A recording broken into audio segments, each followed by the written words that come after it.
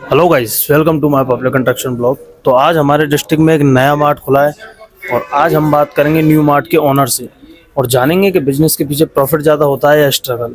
आज कैमरे के सामने आने वाला है एक न्यू बिजनेसमैन का असली माइंडसेट और चलते हैं मार्ट के ओनर के पास और पूछते हैं कुछ इंटरेस्टिंग सवाल। हाँ तो भैया, मैं ब्लॉगिंग कर रहा हूँ जी तो मैंने सुना था कि अपनी करौली में नया मार्ट खुला है। जी। तो क्या नाम है भैया आपका? नितेश सिंह जादौन। और भैया आपका? मेरा नाम है शिवदेव सिंह राजावत। इस मार्ट का ओनर कौन है? मार्ट का ओनर हम दोनों हैं। आप दोनों?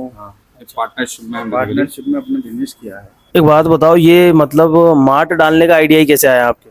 भाई साहब, मार्ट डालने का आइडिया इसलिए आया क्योंकि ना बचपन से हमें जॉब वॉब करने की सोची भी नहीं थी कभी, क्योंकि पसंद भी नहीं है किसी के अंडर में काम करे और ये सब।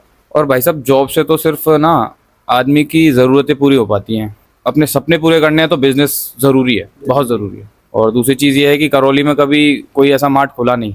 एक सवाल और, अकॉर्डिंग टू यू बिजनेस में लक इम्पोर्टेंट है हार्डवर्क?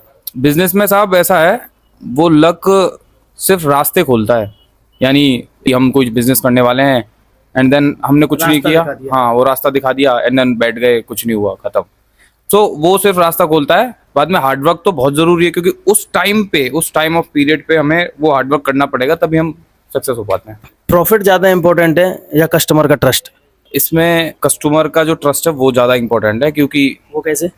वो इसलिए क्योंकि प्रॉफिट आप एक बार मारोगे, बाद में वो आएगा नहीं।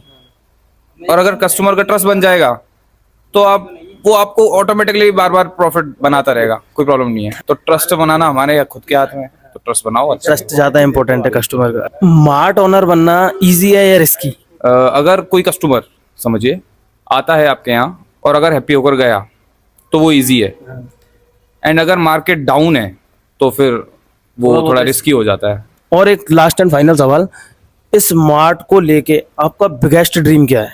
बिगेस्ट ड्रीम ये है कि 2 साल 3 साल चलाने के बाद मतलब हमारी शक्ल से ही लोग पहचान ले कि अरे वो लूपअप वाले भैया जा रहे हैं, एंड यही बिगेस्ट ड्रीम है, इससे ज़्यादा तो और कुछ नहीं। चलो भैया, थैंक यू, आपने मेरे ब्लॉग के लिए टाइम निकाला।